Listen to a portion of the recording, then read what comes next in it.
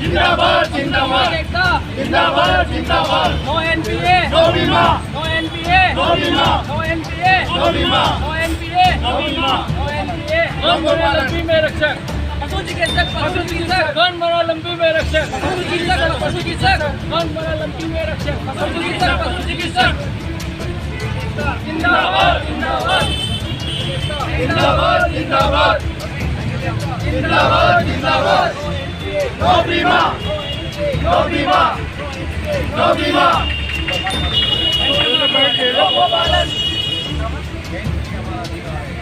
हमारा अधिकार है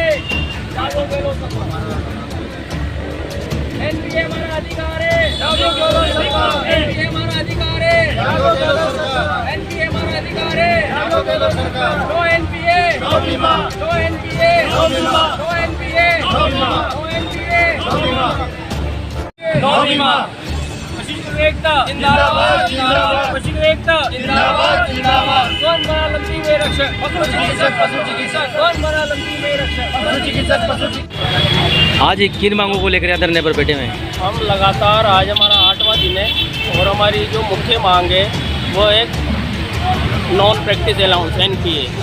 वो मांग हमारी इसलिए जायज़ है क्योंकि सरकार ने अभी बहुत महत्वाकांक्षी योजना स्टार्ट करी है, कामधेनु पशु बीमा योजना। उसमें 80 लाख पशुओं के बीमाओं ने उन बीमाओं को पशु चिकित्सक घर घर जाके और पशुओं का बीमा पशु चिकित्सक को करना है।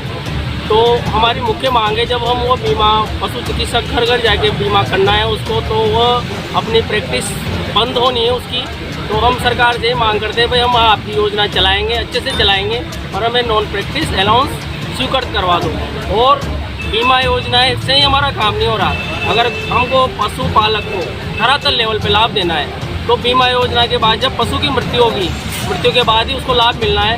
तो वो योजना बीमा होने के बाद भी हमारा काम तो चालू रहेगा। जब पशु की मृत्यु होगी हम उसको जहाँ भी मृत्यु होगी, मृत्यु का कोई जगह निर्धारण नहीं होती। पशु चढ़ने जाता है तो नदी के पास भी मर सकता है, वो ड्रेन में भी मर सकता है, वो खेत में भी मर सकता है। तो पशु चिकित्सक वहाँ जाएगा, उसका पोस्टमार्टम होगा, उसके बाद ही उसको क्लेम मिलेगा। तो ये हमारा तो सतत काम चलता ही रहेगा। तो हमारी प्रैक्टिस जब बंद हो जाएगी और हम क्योंकि ड्यूटी के बाद भी हमको ये काम करना है, क्योंकि ड्यूटी के साथ ये काम नहीं हो सकता। तो ड्यूटी के बाद भी हम काम करेंगे। तो हम सरकार से कहते हैं भाई हमें नॉन प्रैक्टिस अलाउंस इशू कर दो, हम पशुपालक को लाभ देंगे, आपकी योजना को धरातल पे लाएंगे और आम जन को जब लाभ मिलेगा तो जनता को फ़ायदा होगा। और ये मांग, और सबसे बड़ी बात ये है कि ये जो हम मांग कर रहे हैं वो मांग इसलिए जायज़ है क्योंकि भारत के 17 राज्यों में एनपीए दिया जा रहा है। तो सरकार से हमारी यही मांग है। उसके साथ साथ हम गोपालन का भी काम करते हैं। गोपालन निदेशालय अलग बना हुआ है, पर पशुपालन के डॉक्टर्स जो यहाँ पे गोपालन का काम करते हैं, गौशाला जाते हैं, सर्वे करते हैं, वहाँ के पशुओं का गोवंश का इलाज करते हैं, निःशुल्क इलाज होता है। हम हमारी तरफ से जो भी गौशाला में जो सेवाएं हैं वो दे रहे हैं, लगातार देते हैं। जब हम सभी काम हम कर रहे हैं तो हमारी प्रैक्टिस बंद हो गई तो हम सरकार से इनकी मांग रहे हैं। अच्छा, मांगे पूरी नहीं तो क्या रहेगा आपका? अब मांगे पूरी नहीं होगी जहाँ तक हमारा आंदोलन चलता रहेगा। और मांगे पूरी नहीं हुई तो सरकार की जो महत्वाकांक्षी योजना है कामधेनु पशु बीमा, जो कि बहुत अच्छी योजना है ग्रामीण परिवेश के लिए और पशुधन के लिए। क्योंकि मुख्य बात यह है कि पशु ग्रामीण लोगों के पास होता है और ग्रामीण की आय का स्रोत होता है। तो वह योजना जब धरातल पर नहीं आएगी तो आम जनता को, ग्रामीण लोगों को कतई फायदा नहीं मिल पाएगा। उसका पूरा श्रेय अगर वो योजना नहीं चलती तो सरकार को ही जाता है। तो धरना अनिश्चितकालीन जारी रहेगा? धरना अनिश्चितकालीन जारी रहेगा। आपका नाम और पता?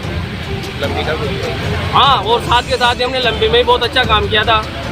पशुओं का उपचार किया। पशु मृत्यु उपरांत जिसका पशु की मृत्यु हो गई थी, गोवंश की मृत्यु हो गई थी, उनको 40-40 हज़ार रुपये सरकार ने दिए भी सही।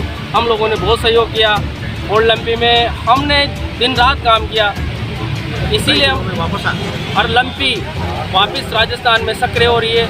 और इस फेज में अगर लंबी सक्रिय हो जाती है, जब पशु चिकित्सक हड़ताल में रहेंगे, तो ये और पशुधन के ले आने का एक विषय हो सकता है। आपका नाम और पता? डॉक्टर कौशल किशोर गुप्ता, महासचिव शाखा बूंदी।